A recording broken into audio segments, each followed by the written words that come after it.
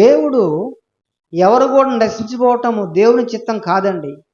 అందరు సరి చేసుకోవాలి, బాగుపడాలి, మేలు పొందాలి, బ్రతకాలి అని దేవుడు కోరుకుంటున్నాడు. ఏమంటున్నాడు? కావున మీరు మనసు తిప్పుకోండి, అప్పుడు మీరు బ్రతుకుదురు. స్తోత్రం చెప్పండి గట్టిగా, హల్లెలూయా.